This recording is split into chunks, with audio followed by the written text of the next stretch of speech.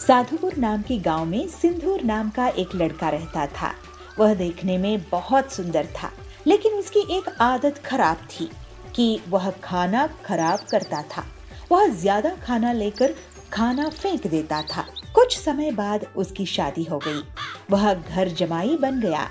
उसके ससुर ने उसको तिजोरी की चाबी और बाकी सभी जिम्मेदारी सौंप दी और बोले, मैं अभी तक अच्छे से कारोबार चलाता आया हूँ। अब तुम्हें इन सब को कारोबार की जिम्मेदारी को निभाते हुए कारोबार चलाना है। सिंदूर ने अपनी ससुर की बातों को कबूल किया। सिंदूर इसके बाद अपने पत्नी को बार बार कभी खाना, कभी चाय और कभी नाश्ता करवाते सताते रहता था। अब उसकी ससुर को इसके बारे में पता चला तो वह सिंदूर को बोले, तुम्हें दिन भर में जो चाहिए एक बार में क्यों नहीं बोल देते? तो सिंदूर उदासी से कहता है, मैं तो एक साथ बोलता हूँ, लेकिन वो कम पड़ जाता है।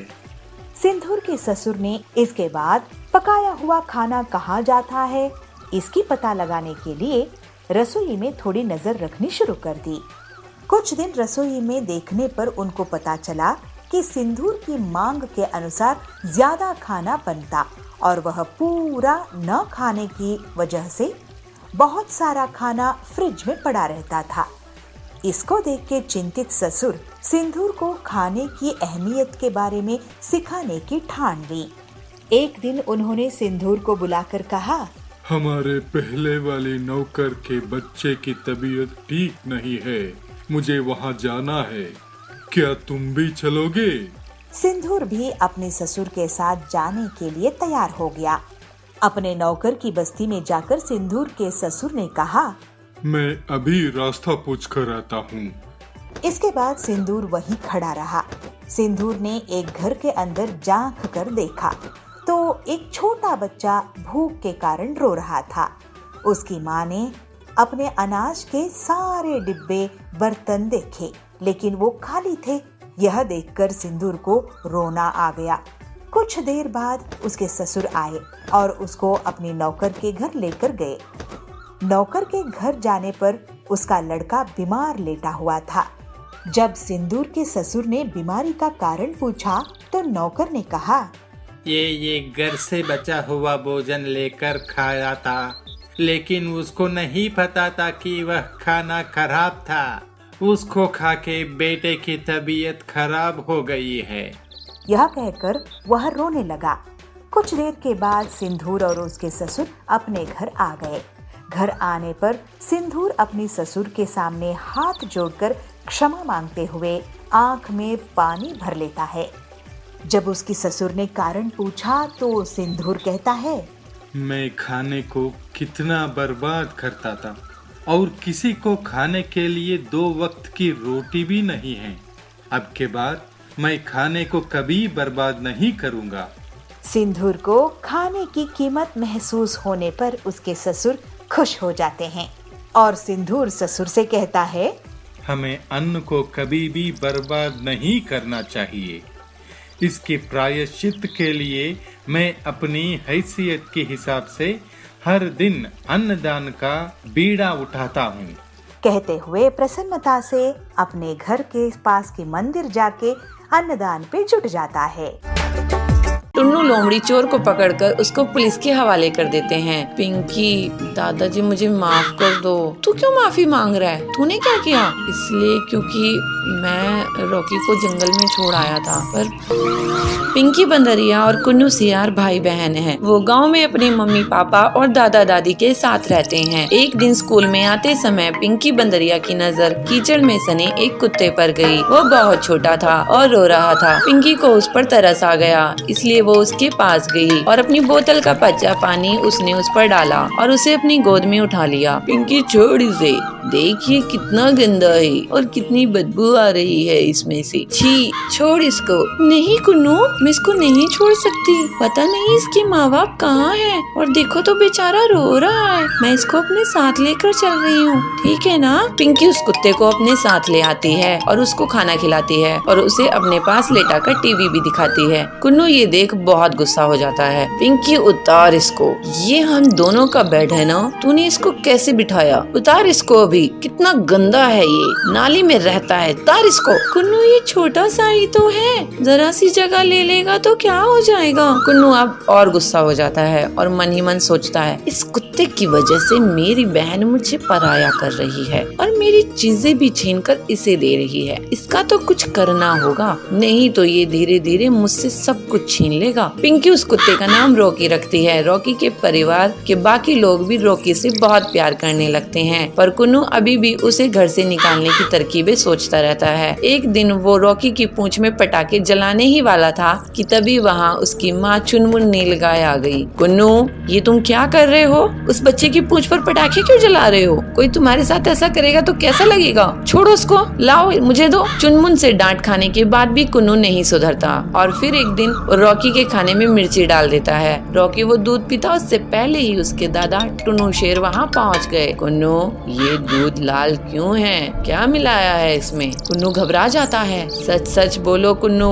नहीं कुछ भी नहीं दादाजी, वो तो ऐसे ही हो गया। मैं जानता हूँ तुम रॉकी को जरा भी प्यार नहीं करते हो और उसे घर से निकालना चाहते हो, पर बेटे ये बेचारा भी बहुत छोटा है तो जानता भी नहीं कि तुम इसके साथ क्या क्या कर रहे हो, इसलिए ये सब छोड़ो और उसके साथ प्यार से पेश आओ, ठीक है? दादा के समझाने पर भी कुन्नू नहीं समझता और फिर एक रात वो रॉकी को लेकर जंगल में चला जाता है और उसे कहीं दूर छोड़ाता है और घर आकर सो जाता है। अब उस रॉकी को मैं ऐसी जगह छोड़ कर आया हूँ जहाँ से वो चाह कर भी वापस नहीं आ सकता और मैं जीऊंगा चैन की जिंदगी। अंधेरी रात हो चुकी थी, घर में सब सो चुके थे कि तभी एक लोमड़ी चोर उनके घर में घुस जाती है और एक एक करके घर का सारा कीमती सामान चुरा लेती है। पर जैसे ही वो घर के बाहर कदम रखती है वैसे ही रॉकी भौंकने लगता है और घर वाले सारे लोग जाग जाते हैं। तब तक रॉकी लोमड़ी चोर को हिलने तक नहीं देता। अच्छा, तो ये चोर हमारे घर में चोरी करने आया था। शाबाश रॉकी, अगर आज तुम नहीं होते पता नहीं क्या हो जाता। टुन्नू लोमड़ी चोर को पकड़कर उसको पुलिस के हवाले कर देते हैं। पिंकी,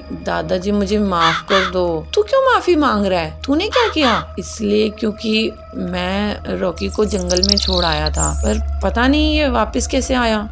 यही तो खासियत है मेरे दोस्त की। रॉकी, मुझे माफ कर दे प्लीज। सॉरी यार, अब हम दोस्त बन सकते हैं, तू दोस्ती करेगा मेरे से? रॉकी अपना एक पैर आगे बढ़ाता है और अब दोनों के बीच दोस्ती हो जाती है। रॉकी कुन्नू का भी दोस्त बन जाता है और फिर सब खुशी खुशी रहते हैं। पीलू गुस्से में उससे कहती है, कड़कनाथ भैया अपने बेटे को संभालो, वो बहुत बदमाश है। एक दिन उसकी हरकतों के कारण आपको बहुत शर्मिंदगी उठानी पड़ेगी। मेरा बेटा घर के अंदर पढ़ाई कर रहा है, तुम्हारा बेटा झूठ बोल रहा है, अब तुम जाओ यहाँ से।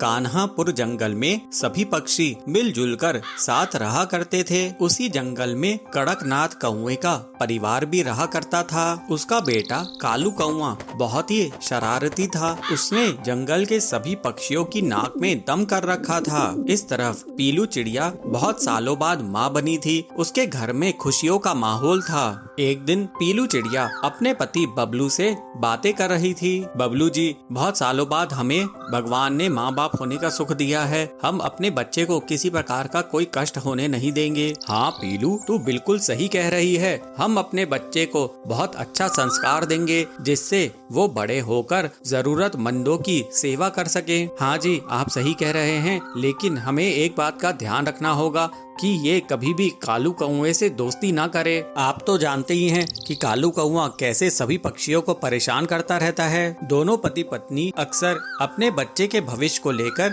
चिंतित रहते थे। धीरे धीरे दिन बीतने लगते हैं। एक बार बबलू भोजन की तलाश में बाहर जा रहा था। तब पीलू अपने बेटे से कहती है, चिंटू, हम लोग भोजन की तलाश में जा रहे हैं, तुम अपने घोंसले में ही रहना। अगर कालू कौवा आता है तो तुम उसके साथ नहीं खेलना। ठीक है मम्मी पापा, मैं घोंसले में रहकर आप लोगों का इंतजार करूंगा और किसी के साथ भी नहीं खेलूंगा। दोनों पति पत्नी निश्चिंत होकर वहाँ से चले जाते हैं। उनके जाने के थोड़ी देर बाद ही कालू कौवा उनके घर पहुँच जाता है। चिंटू, ए चिंटू, देख मैं तेरे लिए मूंगफली लेकर आया हूँ। अरे इन्हें खा के तो देख कितने स्वादिष्ट हैं। कालू भैया आप यहाँ से चले जाओ, मैं आपकी दी हुई मूंगफली नहीं खाऊंगा। मेरे मम्मी पापा ने आपके साथ खेलने से मना किए हैं। ये सुनकर कालू कौवा बहुत गुस्सा हो जाता है, लेकिन वो अपने गुस्से पर काबू करके चिंटू से एक गिलास पानी मांगता है। चिंटू कालू के लिए पानी लेकर आता है। कालू पानी पीकर चिंटू को पीटने लगता है और उसे डराते हुए कहता है, अपने मम्मी पापा को बता देना कि तेरी पिटाई मैंने की है। तेरे माँ बाप मेरा कुछ नहीं बिगाड़ पाएंगे। जब पीलू और बबलू घर वापस आते हैं तो अपने बेटे की हालत देखकर घबरा जाते हैं। चिंटू अपने माँ बाप को सारी घटना बताता है। पीलू इससे बहुत गुस्से में आ जाती है और कालू के घर जाती है।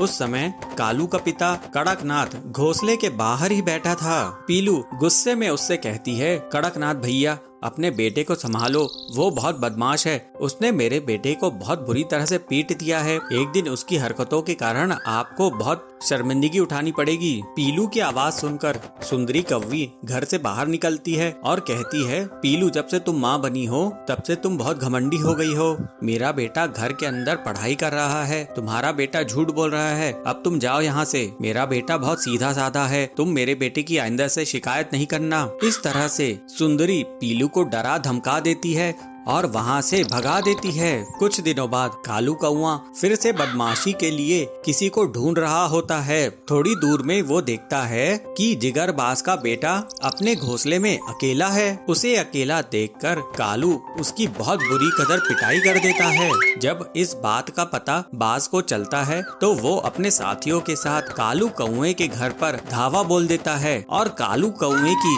बहुत बुरी कदर पिटाई कर देता है। कालू की पिटाई रोकने के लिए उसका पिता कड़क भी बीच बचाव करने आता है, लेकिन उसकी भी पिटाई हो जाती है। फिर सुंदरी सोचती है, अरे कालू तेरी वजह से तेरी तो पिटाई हुई, तेरे पिताजी की भी पिटाई हो गई। तू बहुत ही बदमाश है, आइंदा से तूने किसी के साथ भी बदमाशी की तो मैं ही तेरे हाथ पांव तोड़ दूंगी। इस तरह से कालू की बदमाशी के कारण उसके परिवार को शर्मिंदगी उठानी पड़ती है। पीलू सुंदरी से कहती है, मैं कहती थी ना सुंदरी बहन, एक दिन तुम्हें कालू के कारण शर्मिंदगी उठानी पड़ेगी। अब कैसा सबक मिला तुमको? अब से कालू अपनी बदमाशी करना बंद कर देता है और सभी बच्चे फिर से सुरक्षित हो जाते हैं। बड़े बड़े तरबूजों को देखकर पूरा परिवार बहुत खुश होता है और उन्हें टिल्लू बाजार में बेचने लगता है। तरबूज बेचने से टिल्लू की बहुत अच्छी कमाई होती है। एक जंगल में पीलू चिड़िया अपने पिता टिल्लू और अपनी माँ बबली के साथ रहा करती थी। टिल्लू खेती करके अपने परिवार का भरण पोषण करता था। मुखिया रहा करता था जो पक्षियों की जमीन को जबरदस्ती हड़प लिया करता था और जो भी पक्षी उसका विरोध करते वो उसे मरवा देता था। एक दिन टिल्लू अपने खेत में काम कर रहा था, तभी मुखिया टिल्लू के खेत पर पहुंचता है। मुखिया के साथ उसके कुछ गुंडे भी रहते हैं। अरे टिल्लू, ये खेत तू मेरे नाम कर दे, उसके बदले में मैं तेरा पूरा कर्ज माफ कर दूंगा। टिल्लू कहता है, कैसा कर्ज मुखिया जी, मैंने तो आज तक आपसे कोई कर्ज लिया ही नहीं। इस पर मुखिया उसे धमकाते हुए कहता है, अच्छा तूने मुझसे कर्ज नहीं लिया, ये देख कागजात, इस कागजात में तूने मुझसे पूरे 2 लाख रुपए उधार लिए हैं और इसमें तेरा अंगूठे का निशान भी है और अब तो ब्याज मिलाकर ये पूरे 4 लाख रुपए हो गए हैं। टिल्लू ये सब देखकर बहुत डर जाता है। वो गिड़गिड़ाते हुए कहता है, मालिक आप ये सब मत कीजिए, अगर आप मेरी जमीन ले लेंगे तो मेरा परिवार भूखा मर जाएगा। देख टिल्लू, मैं तुझे अभी बहुत अच्छे से समझा रहा हूँ, अगर तू मेरी बात नहीं माना तो फिर तू जानता है अंजाम क्या होगा। इन गुंडों को देख रहा है ना, ये तुझे ऊपर पहुंचा देंगे। इस तरह डराने धमकाने से टिल्लू मुखिया का सामना नहीं कर पाता है और वो डर के मारे उसको अपना खेत दे देता है। टिल्लू उदास मन से घर आता है। बबली उसे कहती है, क्या बात है जी, आज आपकी तबीयत ठीक नहीं लग रही है। अरे बबली, सब बर्बाद हो गया। आज मुखिया खेत पर आए थे, उन्होंने फर्जी कागजात बनाए कि मैंने उनसे कर्ज लिया था, जबकि मैंने उनसे कोई भी कर्ज नहीं लिया था।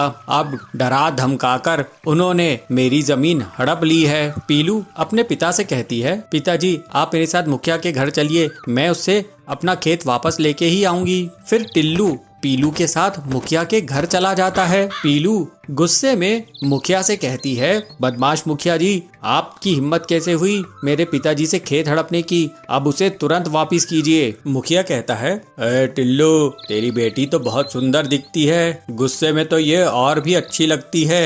एक काम कर, तू मेरी इससे शादी करा दे, फिर तुझे तेरा खेत वापस मिल जाएगा। टिल्लू अपनी बेटी से कहता है, देखा बेटी, ये कितना बदतमीज है, ये बदमाश है, इसके मुंह मत लग, चल मैं किसी और के खेत में काम करके अपना घर संभाल लूंगा। इस तरह कुछ दिन बीत जाते हैं। फिर टिल्लू हरिया तोता के खेत में काम करने लगता है। एक दिन पीलू अपने पिता के लिए भोजन ले जा रही थी, तभी उसे किसी के करहाने की आवाज आती है। पीलू उस आवाज की तरफ जाती है तो झाड़ियों के बीच में उसे एक पक्षी दिखाई पड़ता है। वो बहुत घायल था और वो करहाते हुए पानी मांग रहा था। पीलू कहती है, ये लीजिए पानी पीजिए। पीलू चिड़िया तुरंत ही उस घायल पक्षी को पानी पिलाती है। फिर वो पक्षी पीलू से कहता है, बेटा, तुम्हारा बहुत बहुत शुक्रिया। एक जंगली जानवर ने मुझ पर हमला कर दिया था, मैं बुरी कदर घायल हो गया था। यहीं पास में ही मेरा घर है, तू मुझे मेरे घर तक पहुंचा दे। फिर पीलू उस घायल पक्षी को उसके घर तक पहुंचा देती है। घर पहुंचने के बाद वो पक्षी पीलू को एक बड़ी सी पोटली लाकर देता है। बेटा, तूने मेरी जान बचाई है, ये ले, इसमें तेरे लिए इनाम है। बेटी, ये कोई साधारण इनाम नहीं है, ये तरबूज के जादुई बीज हैं, इन्हें तू अपने आंगन में बिखेर देना, फिर देखना चमत्कार। फिर पीलू घर आकर उन चमत्कारी बीजों को अपने आंगन में बो देती है। टिल्लू उसे देखकर कहता है, अरे पीलू, ये तू क्या कर रही है? पीलू कहती है, पिताजी, ये तरबूज के जादुई बीज हैं। मैंने एक पक्षी की मदद की, मैंने उसे घर छोड़ा तो उसने मुझे ये तरबूज के जादुई बीज दिए, जिसे मैं अब अपने आंगन में बो रही हूँ। कुछ ही दिनों में पीलू के आंगन में तरबूज उगाते हैं। वे बहुत ही बड़े रहते हैं। बड़े बड़े तरबूजों को देखकर पूरा परिवार बहुत खुश होता है और उन्हें टिल्लू बाजार में बेचने लगता है। तरबूज बेचने से टिल्लू की बहुत अच्छी कमाई होती है। इसके बाद से टिल्लू और उसका परिवार खुशी खुशी रहने लगते हैं। बिलासपुर में बबलू नाम का कबूतर रहता था। वो किसी भी चीज से कोई भी सामान बनाने की हुनर रखता था, जैसे प्लास्टिक की बोतल से नाव बनाना, कार्डबोर्ड से सजावटी सामान बनाना वगैरह। ये बात उसकी माँ पीलू को पसंद नहीं थी। बेटा बबलू, तू हमेशा कुछ ना कुछ करता ही रहता है, लेकिन काम की एक भी चीज नहीं करता। आखिर कब सुधरेगा तू? तेरी शादी भी तो करवानी है। माँ, मैं काम करके जितना पैसा कमाता हूँ उतने में घर का खर्चा तो चल जाता है ना। तुम मुझे ताना कब बंद करोगी? घर खर्च का जितना पैसा आता है उतना तो तू घर के सामान से फालतू की चीजें बनाने में लगा देता है। घर की पूरी बोतल्स, घर की अलमारी की लकड़ी सब बेकार गई। मैं इतनी मेहनत मजदूरी करके घर चला रही हूँ और एक तू है कि सारा सामान कबाड़ा कर देता है। माँ, मुझे कुछ दिन और दो, तुम जरूर एक दिन मुझ पे गर्व करोगी। भगवान करे वो दिन जल्दी आए, नहीं तो तू तो हमारा घोंसला ही बिकवा देगा। इस तरह से कुछ दिन और बीत जाते हैं। एक बार बबलू के घर में बर्तन दिखाई नहीं दे रहे थे, तो उसकी माँ उसे आवाज लगा के कहती है, बबलू, ओ बबलू, कहाँ है तू? हाँ माँ, क्यों आवाज दे रही हो? बताओ क्या काम है? बेटा, लगता है घर में चोरी हो गई है, एक भी बर्तन दिखाई नहीं दे रही है। चल हम पुलिस स्टेशन में कंप्लेंट करते हैं। नहीं माँ, बर्तन कहीं नहीं गए हैं। आओ अपने घोंसले के पीछे चलो, मैं तुम्हें दिखाता हूँ। फिर बबलू अपनी माँ को घोंसले के पीछे लेके जाता है और वहाँ बर्तनों से बनी एक मोटरसाइकिल दिखाता है और बबलू कहता है, माँ ये देखो, है ना कमाल की चीज। अरे नालायक, ये क्या कर दिया तूने? अब मैं घर का खाना किसमें बनाऊंगी? ये बर्तन की बाइक कौन चलाएगा? तू तो मुझे बर्बाद ही कर देगा। तभी वहाँ सुंदरी आती है। अरे पीलू, ये बबलू को क्यों मार रही हो? इसने ऐसी मोटरसाइकिल बनाई है कि सब इसे देखते ही रहेंगे। नहीं सुंदरी बहन, ये बबलू पता नहीं कब मुझे तंग करना बंद करेगा? जंगल में कालू कौवा मोटरसाइकिल बाइक्स चोरी करता था। घर से या बाजार से वो बाइक चुराने में कामयाब हो ही जाता था। पक्षी उसकी कंप्लेंट लेकर पुलिस बाज के पास पहुँचे। इंस्पेक्टर बाज जी, हमारी बाइक रोज चोरी हो रहे हैं, आप कुछ कीजिए ना। और यार तो मेरे 5 साल में बेटे की बाइक भी चुरा के ले गया। मैं तो लुट गया इंस्पेक्टर भाईजान। हाँ, लगता है ये काम कालू कौवे का है। एक बार हाथ लग जाए तो मैं उसे बड़ी जेल में डलवा दूंगा। लेकिन उसके लिए आपको कितना टाइम लगेगा इंस्पेक्टर साहब?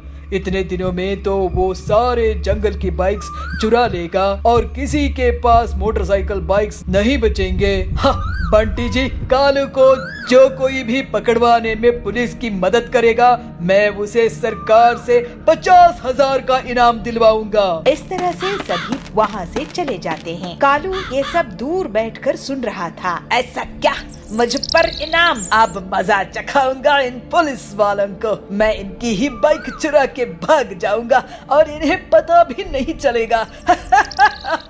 थोड़ी देर बाद ही पुलिस स्टेशन में कालू कौवा मच्छर मारने की दवाई से धुआं कर देता है और पुलिस की बाइक को ही चुरा कर भाग जाता है। पुलिस बाज का सर चकरा रहा था, वो कुछ नहीं कर पाया। ये सब बबलू अपनी बर्तन बाइक से देख रहा था।